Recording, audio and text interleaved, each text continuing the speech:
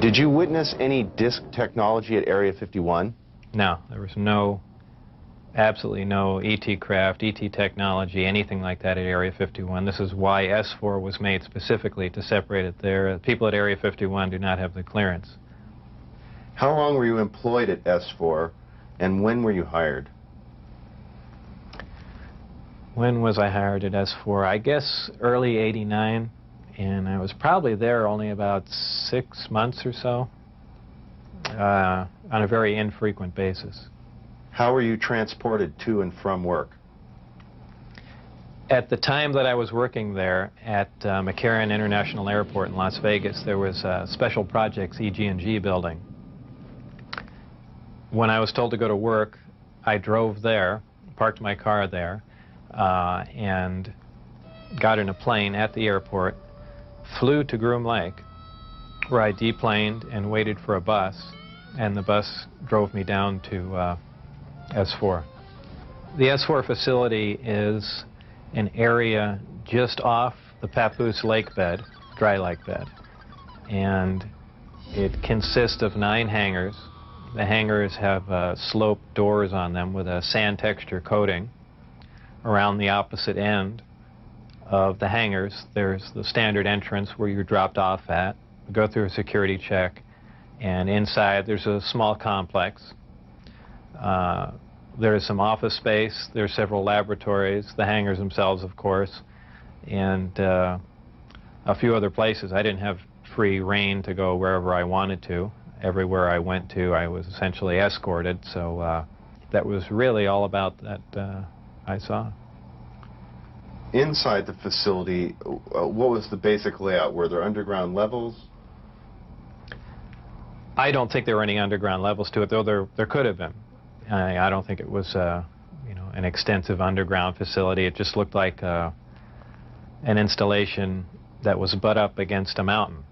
And I didn't see any evidence of any stairs going down, elevators, or but like I said, I don't know. There could have been, and I just might not have been permitted in those areas. It's difficult to really surmise how long it had been operational. Everything did look fairly new. By that I mean I don't think this installation was there in the early 70s. Nothing was worn. Things looked fairly freshly painted. So, as a ballpark guess, I would say it would really surprise me if the installation was older than 5, 7, 10 years, something like that. What agency is in charge of S4? Who controls the program? I was paid by the Department of Naval Intelligence, and what they're doing, researching extraterrestrial craft, is beyond me, but that's where my checks came from, so I can only assume that they were in charge of that. Did you see high-level government or military personnel at S4? No, not at S4. Anywhere in the overall facility at all? At Area 51, I believe I saw some military personnel, but no one I can identify or rank or. Is this research confined to the U.S. government, or did you see any international involvement? At one time, the Russians were involved, and supposedly there was some breakthrough made by our team. However, this project was split up, and right after that happened, the Russians were no longer permitted on the facility at all. And that's all I know about it. What was discovered, why they were kicked out, when they started working with us, is all unknown to me. You were hired to replace a scientist killed in the project. What exactly happened there? Allegedly, obviously, I didn't see this, and I don't know it to be fact, but this is what I was told, that I was hired to replace one of a couple people that were killed while working on one of the reactors from one of the crafts. Apparently, they, for whatever reason, cut open an operating reactor, and the device exploded, killing both of them. The scientists that were killed there, allegedly the detonation from the explosion was fairly large. It would have rivaled a small tactical nuke. So it was done at the Nevada test site, and it was to be passed off as an unannounced nuclear test.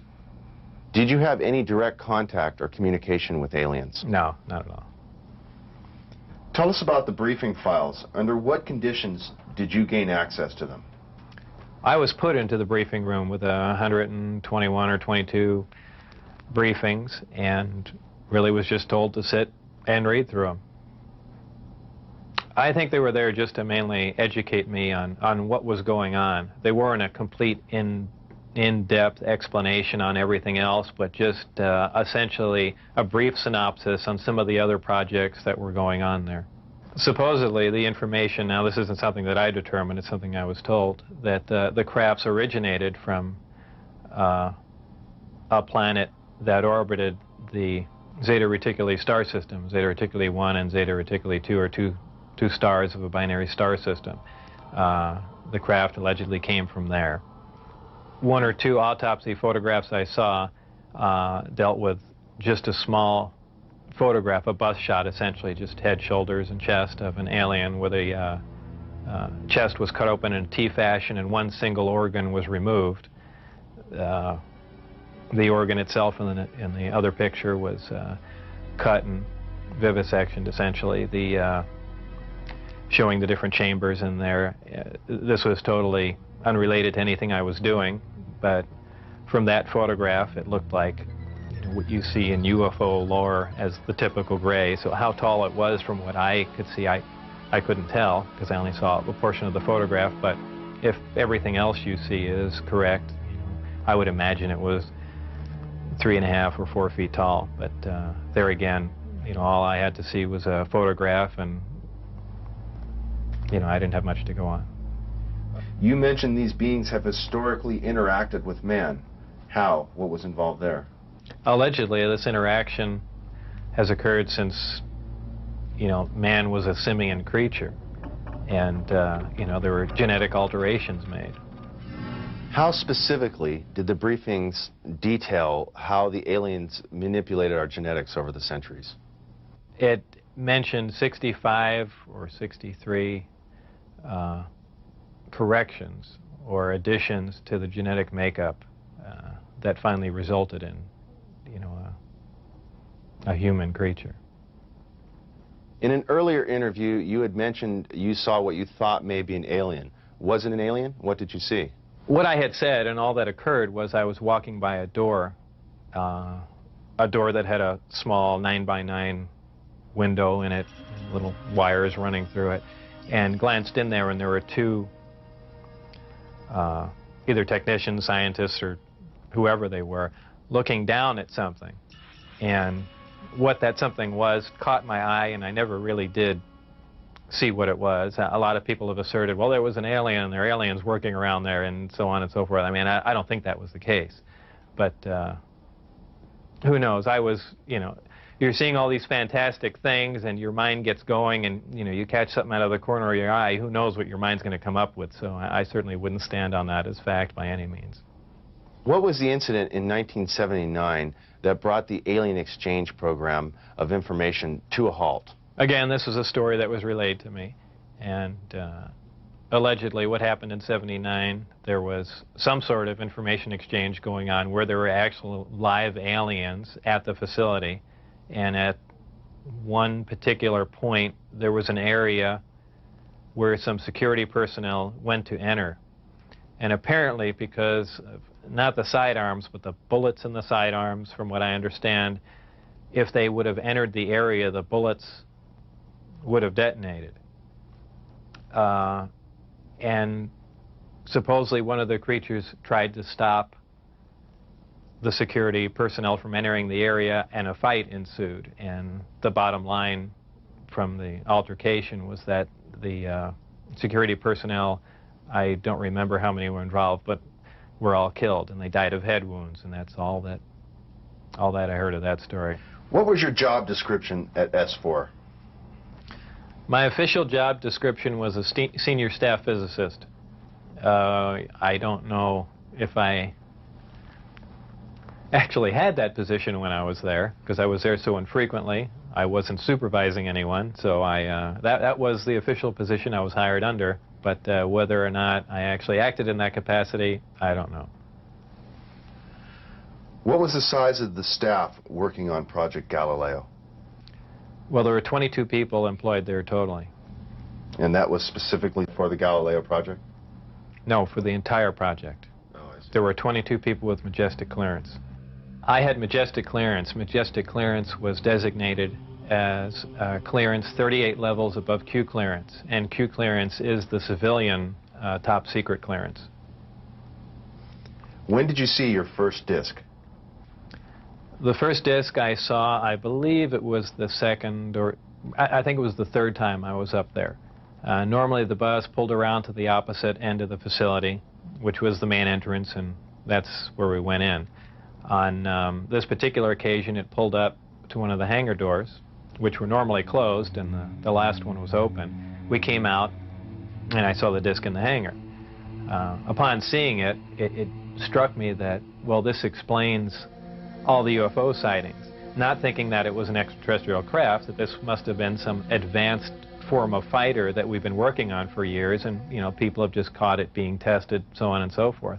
And it never even occurred to me, even though I was looking at an extraterrestrial vehicle, that this wasn't man-made.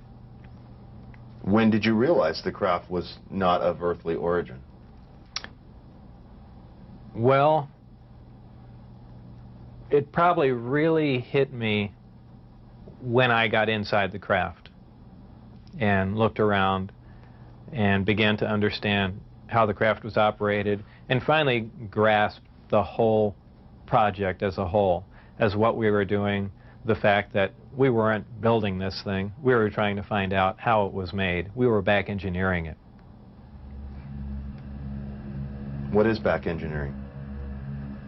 Well, back engineering is taking a finished product and finding out how the device or product was produced, and essentially determining whether or not you can duplicate it. Now, scientists aside, what was your emotional response? What were you thinking were the implications to the world or man in general from these revelations? I really didn't think about implications of that sort. As far as emotionally, people have asserted that, boy, that must have been the most exciting time in your life, and that's not the way it was. When I first got to look inside the craft, all I can say, it's an ominous feeling.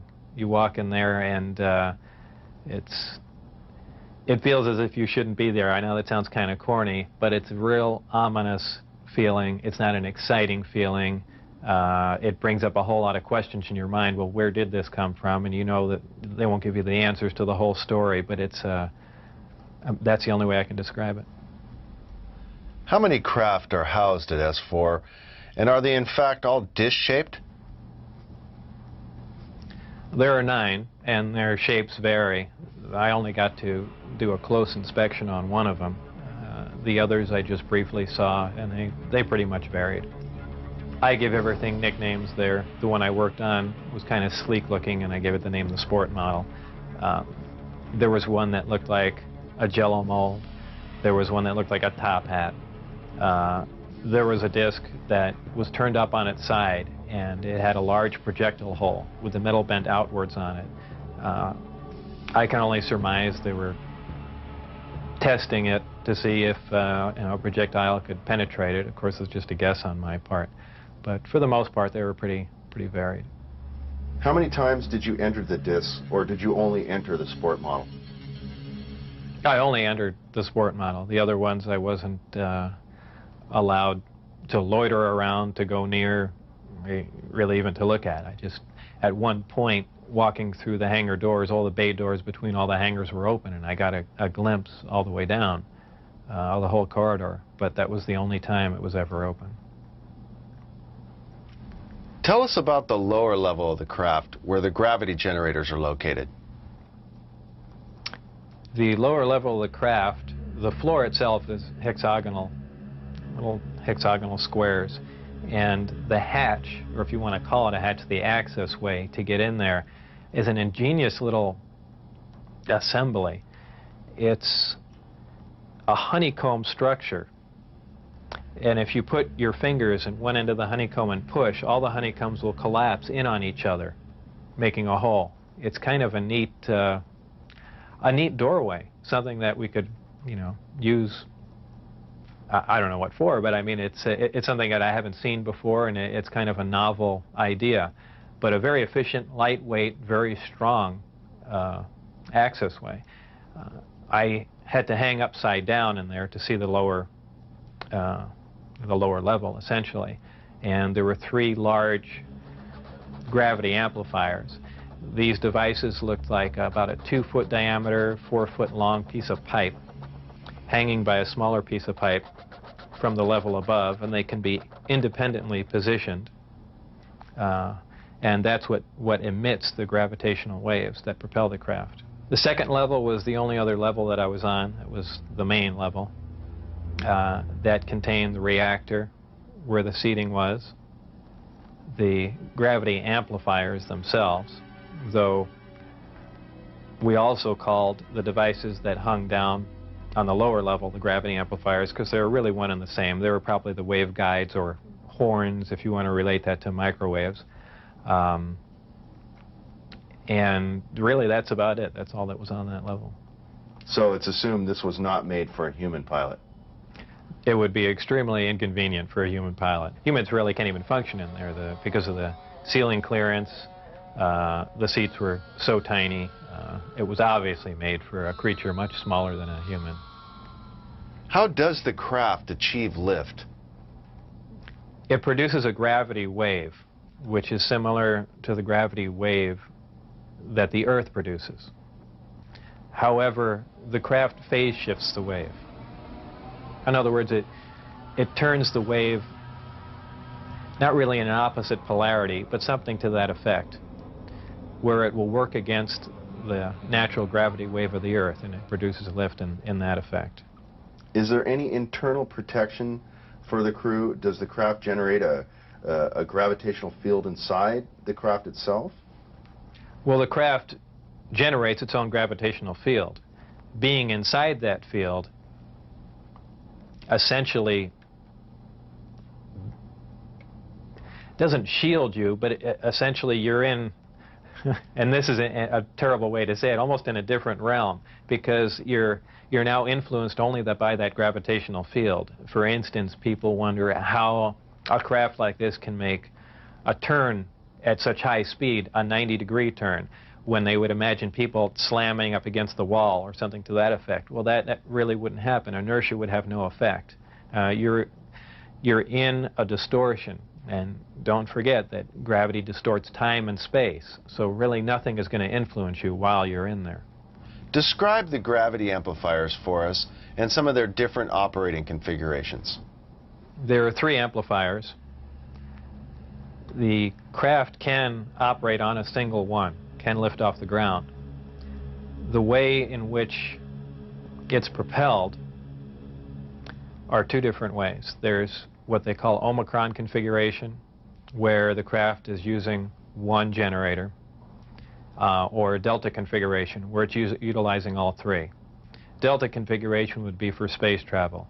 Essentially, the craft will tilt up on its side, as opposed to a science fiction movie where you see a flying saucer moving around. The craft will tilt up on its side, focus the 3 gravity generators to a single point, and move through space that way. Moving around the source of gravity is a problem to a disk because it's interference, essentially.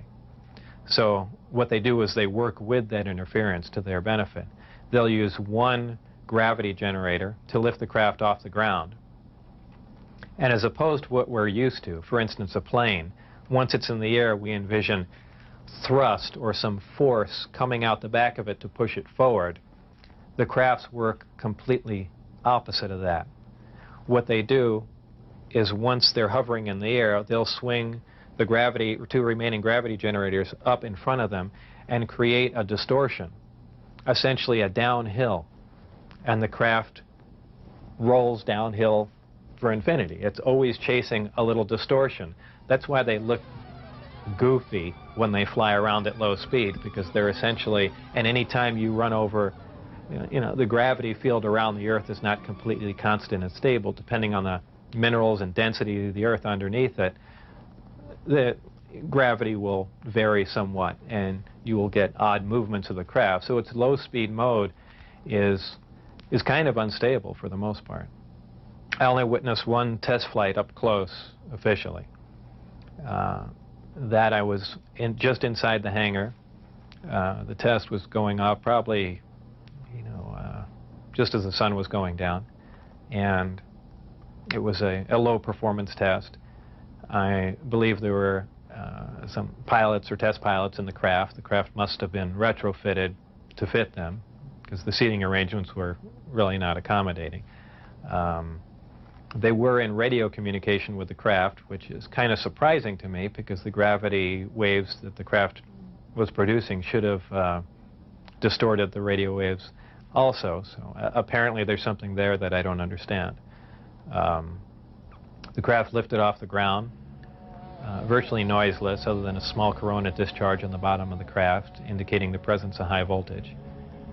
That dissipated at about 30 feet, and it stood there completely silently, and moved over to the left and to the right, and sat back down. That was the entire test. However, that was an extremely impressive test. Maybe to someone that really knows little about science or anything, that wouldn't be a whole lot, but you have to realize this craft was about 52 feet in diameter. I don't know exactly how much it weighed, but it weighed a lot. And this was quite a scientific feat, to lift something completely silently, under control, and perform a maneuver like that. The craft itself was, I assume it was metal. It was cold to the touch, that's why I say it was metal, but it was a brushed aluminum, actually just an unfinished stainless steel, not shiny, finish to it. Had no seams. It was as if it was injection molded from one giant die. I was completely amazed. I can't really reflect on how it made me feel, but that was exciting.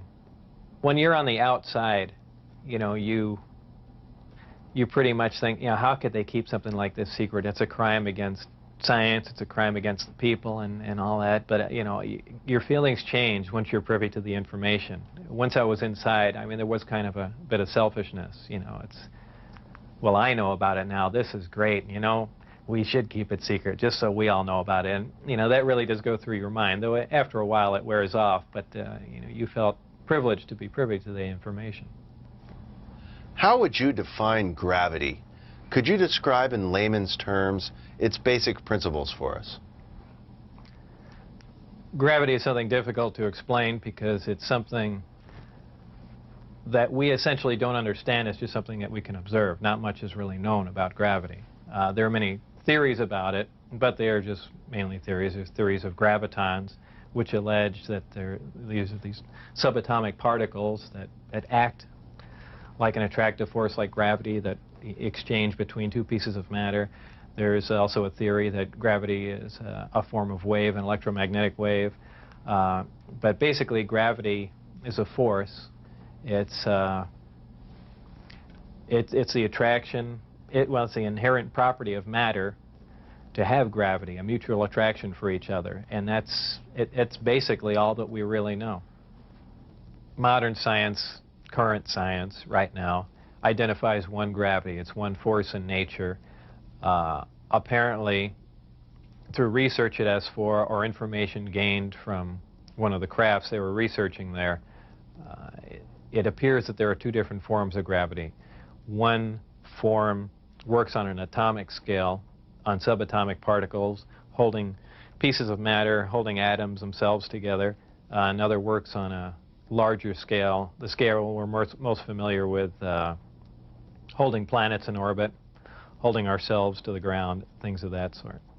Because it produces a gravitational field, I wouldn't say the craft is invisible during the day. However, if you're under the craft, because of the way the gravity is being used, gravity bends time and space, and it bends light.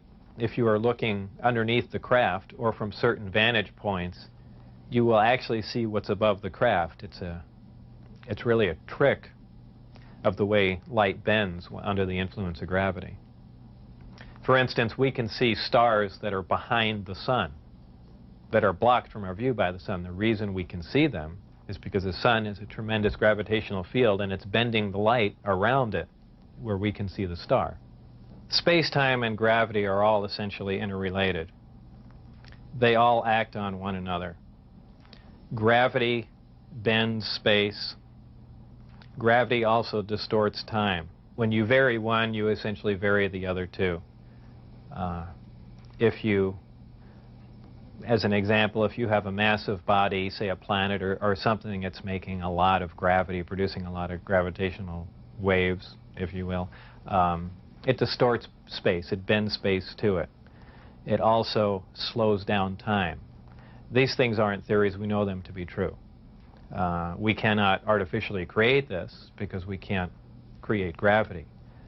But this is how they're all interrelated. How are vast distances of space traveled by amplifying a gravitational field? Well, because space-time and gravity are all interrelated, if you could produce gravity artificially, an extremely intense field of gravity, what you could do is actually distort the distance between two objects and make it shorter. Not just distorting the distance, but now you're also decreasing the time, the actual time between the two places. So you're not traveling in a linear mode like flying a spacecraft from point A to point B. You've actually modified the time and the space that you travel in. So you're now traversing a huge amount of distance with little time, and actually with traveling little distance. As crazy as it seems, that's what's going on. What are some of the inherent problems with traveling at the speed of light? There are several problems traveling at the speed of light. Just a couple of them are the fact that as your speed increases, so does your mass proportionally. In other words, the more energy you put in to go faster begins to slow you down by the fact that it's converted into mass. You have other problems like just traveling at such an extreme velocity, navigational problems, the fact that you might run into little tiny micrometeorites at speeds like this. They would undoubtedly destroy your craft. There's just a whole host of problems that you're going to run into just attempting to do something like that. Aside from the fact the amount of energy required to accelerate to the speed of light is horrendous. Could you briefly describe Project Looking Glass and Project Sidekick for us?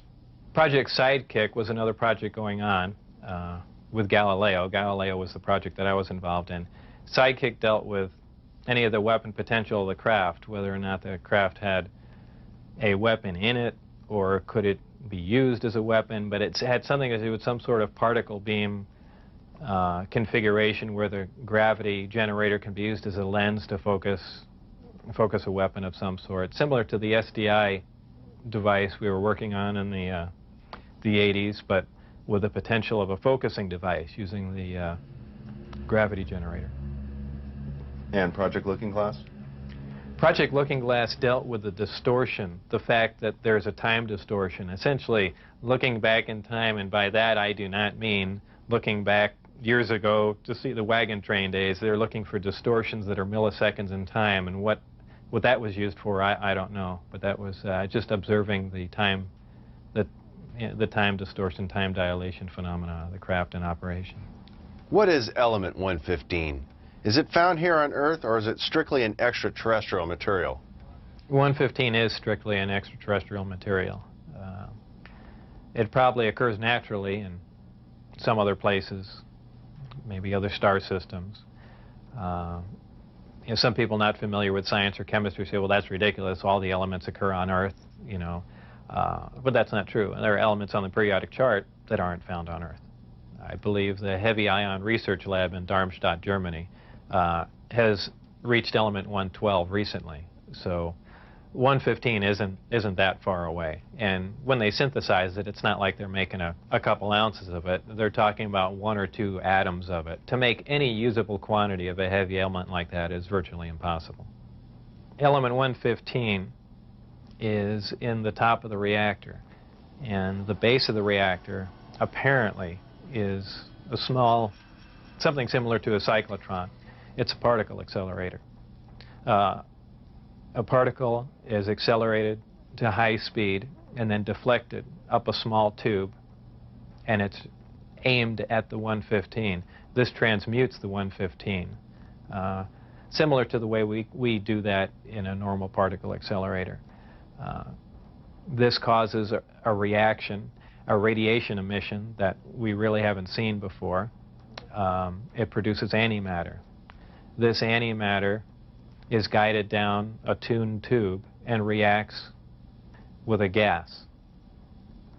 When matter and antimatter react, they convert to 100% energy. This energy is converted, heat energy, is converted to electrical power in the reactor itself. This is done through a thermoelectric converter. And this electrical power is used to power other subsystems on the craft, though there is no wiring, as we would know it. Also, that's almost a byproduct of the reactor. The reactor also sets up a gravitational wave from the 115 being bombarded. This gravitational wave is present at the top of the reactor and is essentially guided in the same way microwaves are guided, through tuned tubes. And this goes to their amplifying cavities and through the projectors that are in the bottom of the craft. With the gravity generators running, is there thermal radiation danger to the crew? There is no thermal radiation while the reactor is running. The thermionic generator is 100% efficient, which is in violation of the first law of thermodynamics. But in fact, it works. Element 115 is stable. And for those familiar with chemistry, we know that elements with higher atomic numbers have shorter and shorter half-lives. However, when you reach a certain point, they call it the island of stability. There is a place, and we've theorized this for a long time, somewhere around 114 to 116, there should be an area in there where the nucleus of the atom is geometrically stable with protons and neutrons, where it no longer decays. It's not radioactive. 115 is, in fact, this element. In fact, it does occur again somewhere around element 247. Of course, we're nowhere near synthesizing that, and we can only, predict things like that. But that's where 115 is. Did the aliens, give us element 115 in large quantities? Whether or not it was given to us, I can't answer that question. However, I was told that we have 500 pounds by one of my co-workers. How it was obtained and where exactly it came from, I don't know. Whether it came in one of the crafts or it was separate cargo somewhere, anyone can speculate. But I was told that was the figure. You were able to get away with a sample of element 115. How much did you get away with? No comment. You witnessed several nighttime test flights unofficially while off the base. What did you see? The test flights I saw off the base, actually the best test flight was witnessed by my friends who I had brought out there. At the exact moment the craft was hopping around and doing some really impressive maneuvers, I had turned around and I think was looking for the video camera or something to that effect. But I missed some of the most impressive maneuvers. But the craft was similar to what was done before that I had seen close up, other than the fact that it went above the mountain range, moved a much greater distance at a much higher rate of speed. How were you able to find out about the test flight schedules? The test flight schedules were told to me specifically because I was probably going to have to be present during those times. And at that time, the test flights were taking place on Wednesday nights. And from what they said, that was because that was statistically the least amount of traffic in the area. And that's all that they were concerned about. Does the propulsion system release any sort of discharge or exhaust? There was a high voltage discharge on the bottom of the craft, but as far as there being an exhaust, there was none. Why did they appear as glowing balls of light in the night sky? Well, that's kind of the same reason why a neon light or a fluorescent light lights up. What you're dealing with is a high energy source in essentially a gas atmosphere, oxygen, nitrogen. And when you apply enough energy to a gas molecule, they emit photons, they emit light. And I don't think it's anything, it's really a byproduct of how the craft operates. When it's emitting that much energy, the gas surrounding the craft emits light, the same reason why lightning is visible. You have a huge electrical discharge, and the gas emits light in the form of lightning bolt. If you were going to see one of these crafts at night operating, it would appear really as a glowing ball or just a bright light in the sky from a distance. Even close up, you'd see a glowing halo around it. This is typically what you'd see in your normal UFO sighting, if you've heard them a lot. However, keep in mind that lights in the sky are caused by much more common things than flying saucers. Tell us a little more about the aurora you witnessed taking off out of Area 51. When I was leaving the Area 51 facility heading down to S4, there was a tremendous roar, and I have described it as the sound like the sky was tearing. And I couldn't see out the windows of the bus. All I can see out was the very front. And as we came by, I asked Dennis, who was my supervisor and on the bus at that time, he said what that was. He said it was an Aurora, a high-altitude research plane. And it was a large craft, and the one glimpse I got of it was from the rear, and it had two huge square exhausts with vanes in them. And it was just, it sounded more like a rocket than a jet. I don't know. I even think he did mention that it was liquid methane powered, but there again, working on the disk technology, I really could care less what was rolling around at Area 51, but it did catch my eye. As a result of going public, have there been any attempts made on your life? One day when I was getting on Interstate 15, driving down Charleston Boulevard, a car came up alongside of me, and I thought he was just trying to race me to get on the freeway. This was after I had left the project. It was a white, boxy-looking car. Exactly what make and model, I don't know. But I accelerated to get on the freeway to go fast, and there was a gunshot, and the back of the car was hit, and I skidded off into the median. And I stopped, and I was frightened, and I just stood there because I thought the guy was going to be alongside of me and just shoot me. I had nothing to do. I was essentially paralyzed with fear, and I waited there, and then nothing else happened. And do I know it was a government agent trying to kill me? No. Could it have been a drive-by shooting? Maybe. So it was an attempt on my life, but by who specifically, I don't know. Though I was threatened before I had left, that they threatened my wife's life and my life, so I can only put two and two together and say that they were kind of pissed at me. In an earlier interview, you had mentioned that they had put a gun to your head. Tell us about that. That was after we were caught out when I had the test flight schedule, and I brought some friends out to show them the disc test. We got caught out there, and the following day I was debriefed down at Indian Springs Air Force Base. And I was in the room with the security guards that caught us, my supervisor and some other people, and some of the security personnel. They were essentially grilling me about security and, how could I possibly bring people out there, and I guess I wasn't as responsive as they would like, and they got in my face, and one of them pulled a sidearm out and, just pushed it against me. Have you maintained any contacts with your colleagues out at S4? No, I never heard from anyone other than for a very brief time. after I left, Dennis, who was my supervisor, did try and make contact with me at the meeting place was the Union Plaza Hotel, and I took a friend of mine, Gene Huff, down there, and another friend, a former colleague and scientist from Los Alamos, and we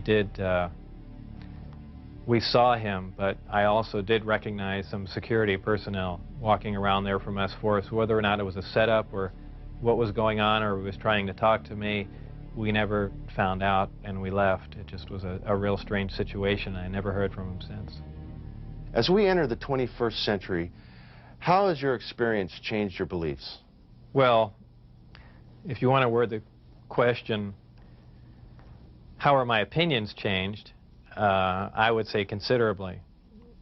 Before I was at S4, I was more or less one of the guys that thought, you know, all these government conspiracy and UFO buffs and things like that were complete lunatics.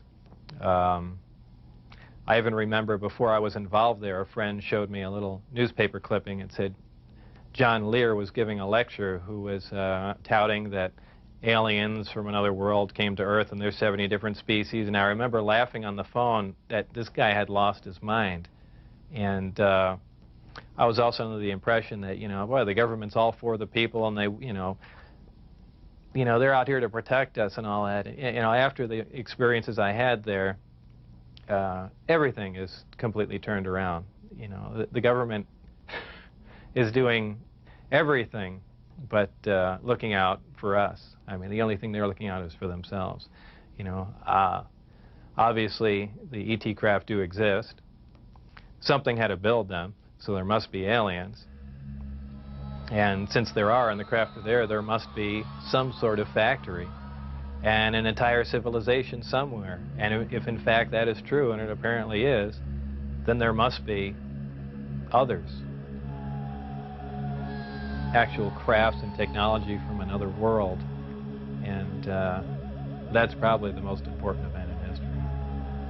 It kind of moved from science fiction into reality in my mind. And it really just, I guess, opened my eyes. The big thing is whether or not we can duplicate them. If we can understand what a device is or how something operates or what its physical makeup is, that's great. But if we can't duplicate it, it's useless to us. So there's really two phases to the project going on there. It's understanding what we're looking at, and then once we understand it, is can we duplicate it with earthly materials and earthly technology? And, you know, unless we've got a handle on both of them, all that technology is useless to us. And if it turns out we can't do that, all we have is one single prized possession that we have to take care of, and that's it. After all that's been said and done, would you do this over again? What would you do differently? I would probably have played along for a longer time. I would like to have known a little bit more about the technology and probably kept quiet if I could have. And possibly never have said anything. I almost wish I had done that. You know, it's really only caused headaches and problems. But I believe if I was given the opportunity again to go back in time and redo it, I think I pretty much would have just shut up and gone along with the program. I would have much preferred that instead of the Navy or whoever it was, that hand-picked a few renegade scientists here and there, that they turn it over to some more qualified people. Obviously, I was not the most qualified person on propulsion or field propulsion or anything of that sort. I was just some guy. I mean, they could have picked, I could have named 10 or 12 other guys that were more qualified than me. But, you know, if they turned it over to the scientific community and not just a couple guys here in the United States, I mean, you need a large group of people in a large lab to research what's going on there, not a little quiet installation. It's the security itself that prevents them from getting anywhere. I mean, they never do work hand in hand. You can't have a military mind. Science itself must communicate. You have to have a free exchange of ideas. That's how things progress. And when you clamp down on a security system like that, where you work in isolated groups and ideas cannot be exchanged, you don't get anywhere, and that's the problem they have. What does the future hold for Bob Lazar? Well, I'm not really involved in any of that stuff anymore. That's kind of put behind me. I have my own businesses that I work at, some computer graphics, some consultation, other technical jobs, radiation detectors, and a few other things like that. So really, I just go about my life, and that's, you know, something that happened that was fantastic, and it's over, but it's kind of hard to shake it loose, but eventually I will, and that'll be that. I think all the surveillance and everything stopped. I don't think anyone's bothering to monitor me. I've said everything that I know. It's been all over the place, so it's kind of a done deal. As far as whether or not there are any craft out there, I believe, you know, they were out and gone in probably the late '89, early '90, and the only thing people see now out there are, you know, either flares or planes coming into land, but that's about it. Did you have an interest in flying saucers or science fiction in general as a child?